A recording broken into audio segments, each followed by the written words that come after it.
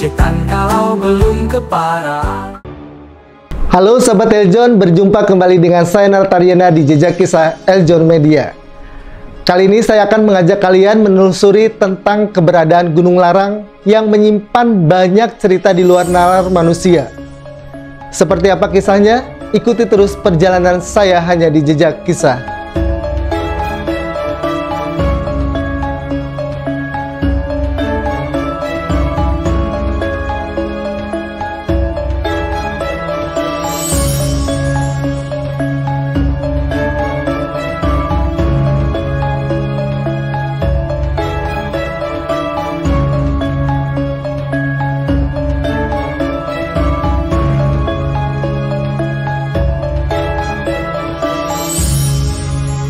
Asal-usul Desa Gunung Larang adalah cerita yang banyak diketahui semua orang di desa tersebut. Karena asal-usul nama Desa Gunung Larang menjadi cerita atau sejarah yang membawa desa tersebut menjadi terkenal karena memiliki kaitan yang erat dengan Kerajaan Sumedang. Gunung Larang terdiri dari dua kata, yakni gunung dan larang. Kata gunung berarti bukit yang sangat besar dan tinggi, dan kata larang mengandung arti perintah untuk tidak melakukan sesuatu atau tidak memperbolehkan berbuat sesuatu. Oleh karena itu, Gunung Larang dapat diartikan sebagai suatu daerah yang tanahnya berbukit yang memiliki larangan atau sesuatu yang tidak boleh dilakukan. Konon sekitar abad ke-18 Masehi terjadi penyerangan yang dilakukan Kerajaan Sumedang kepada Kerajaan Cirebon.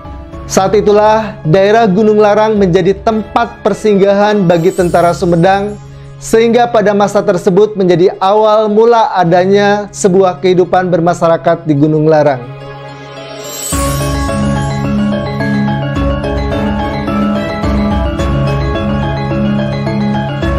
Gunung Larang itu bukan larangan ya. Jadi menurut filosofi orang Gunung Larang terdahulu ya, di zaman-zamannya dahulu itu Gunung Larang itu bisa dibilang ya gunung yang sangat mahal, karena mahalnya itu penuh perjuangan gitu loh. Nah di masa konon zaman ceritanya Prabu Gesan Ulun yang dari istrinya yang dari Demak apa dari Madura kalau nggak salah, Ratu Harisbaya itu. Nah dia kan nyusul, makalah terjadi peperangan lah antara Sumedang dan Cirebon di zaman penembahannya Girilaya. Kemungkinan terjadi peperangannya itu di daerah sini, Kang. Kemungkinan menurut orang-orang sejarah itu. Sebab apa? Di sini tuh banyak petilasan-petilasan yang berhubungan dengan Sumedang Larang. Contohnya Nyimas Reng, terus Eyang Jaya Perkosa, Mbah Buyut Tuli, terus di sana ada Salam Bongkok. Termasuk ya seorang kanduruan di era Mataram Islam yang bisa dibilang apa ya? Mbah yang panulisan tuh Mbah Juru Tulis Kerta Mangundiwongso gitu. Itu biasanya sama ada satu pantrangan zaman dulu itu di sana dilarang bilang bala. Bala itu dalam arti bahasa Sunda ya mungkin banyak sampah ya. Karena di sana ada petilasan Raksabala, dan Raksabala itu konon orang-orang meyakini nama lain dari Raden Walang Sungsang ini.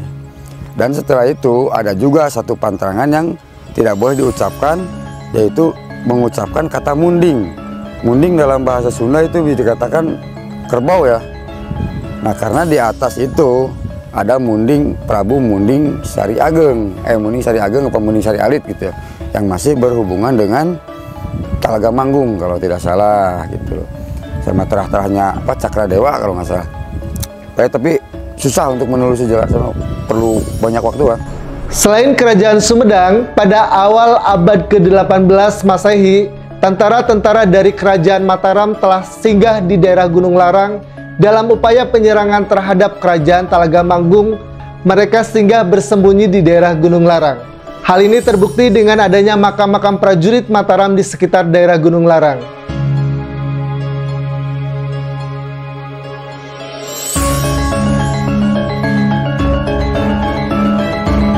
Ini di Gunung Larang ini dulu terciptanya Gunung Larang kalau tidak salah itu Eyang Purwalaksana Kuwu pertama.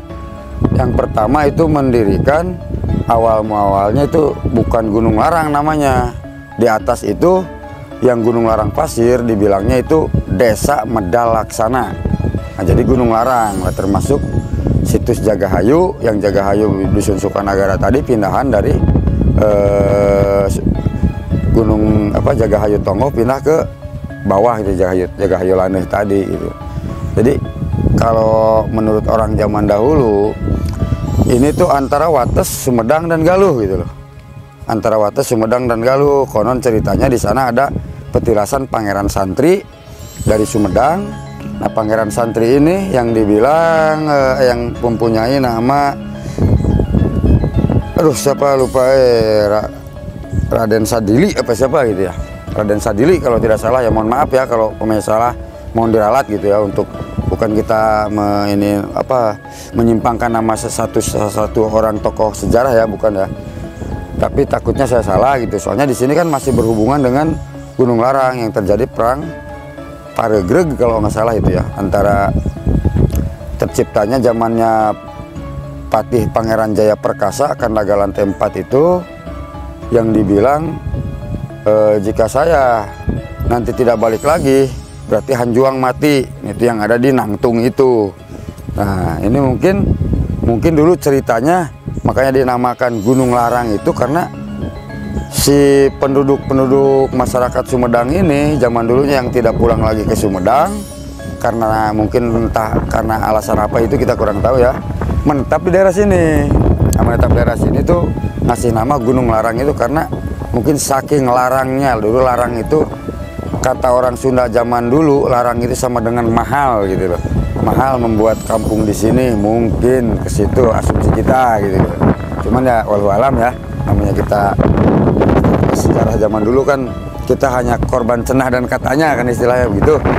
Ya yang namanya benar kan hanya milik Tuhan. Larangan yang harus ditaati di daerah ini seperti larangan menyebut kata munding, sebutan untuk binatang kerbau yang seharusnya menyebut kerbau, dan kalau seseorang melanggarnya maka akan terjadi malapetaka yang menimpanya.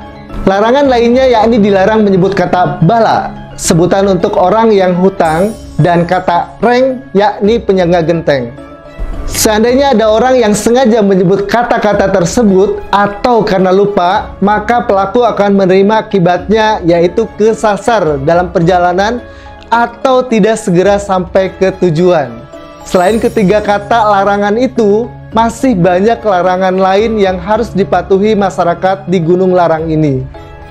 Jika sahabat John berkunjung ke Desa Banjarsari, Kecamatan Bantarujeg, Kabupaten Majalengka, perlu menaati peraturan yang ada dan mempercayai kepercayaan masyarakat setempat.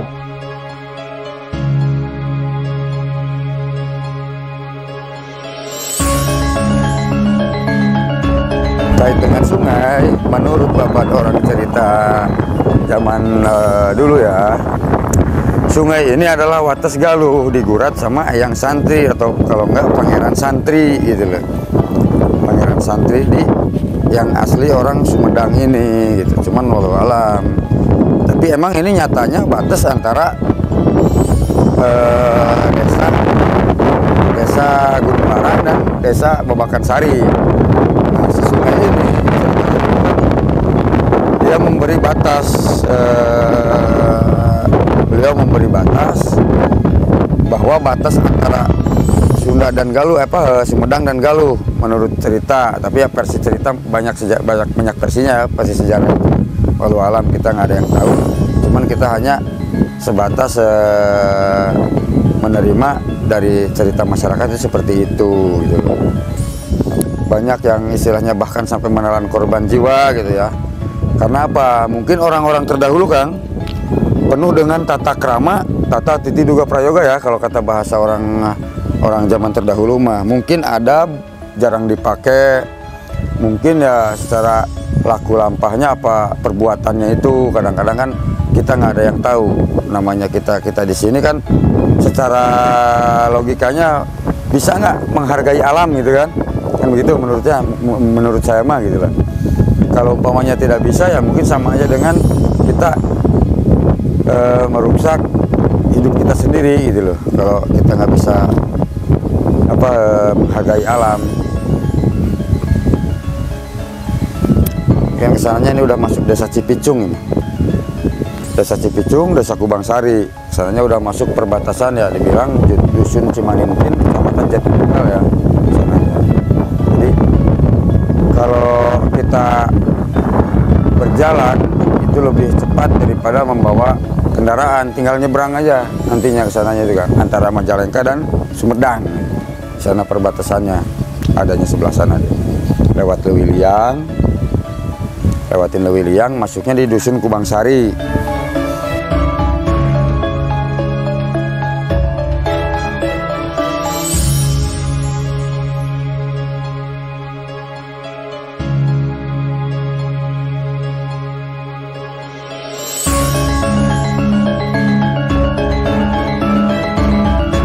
Banyaklah hal-hal mistis mah namanya kita di kali, apalagi kadang-kadang malam gitu lah.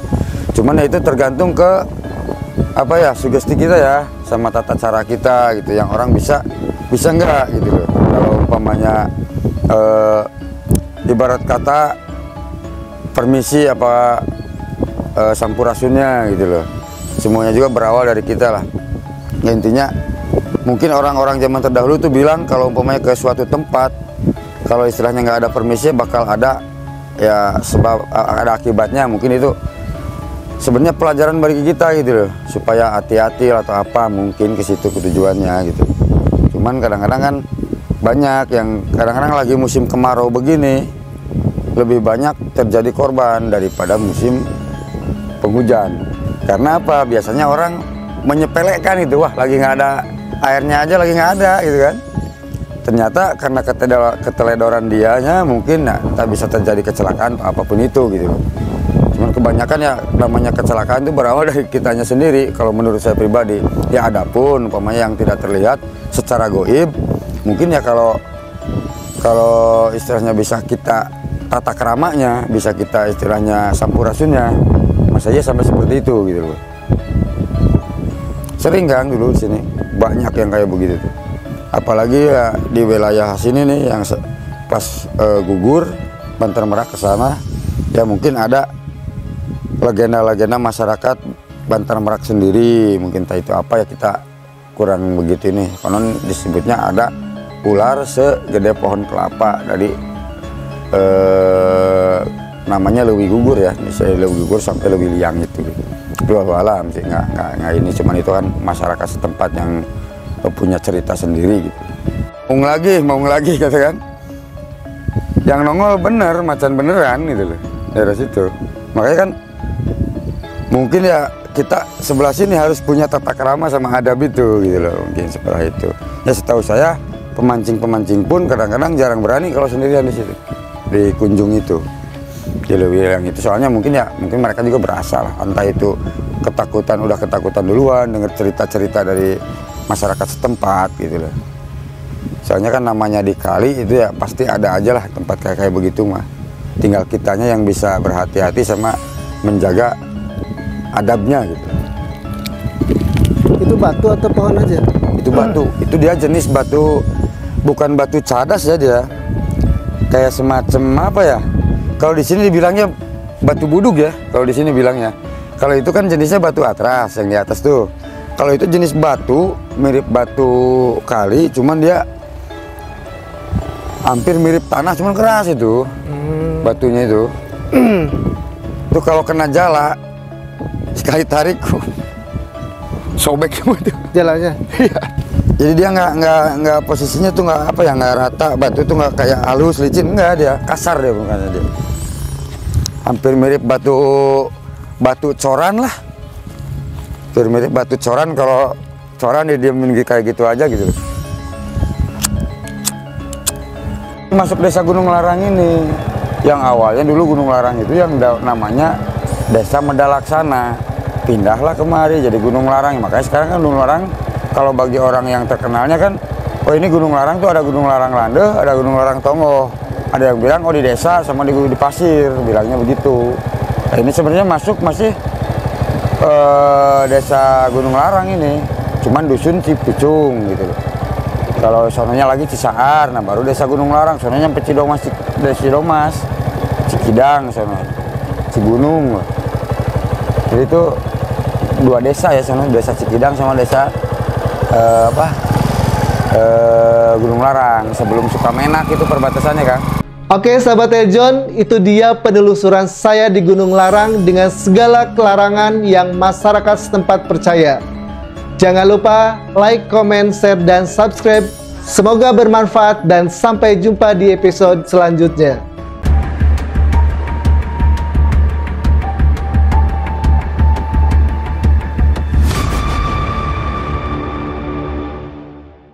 So, saya Mawar Salem, pamit undur diri. Ada kamera nih. So, gimana nih kalian? Pasti udah pada nonton semua kan? Karena kalian udah nonton, berarti kalian harus like and subscribe ya. See you!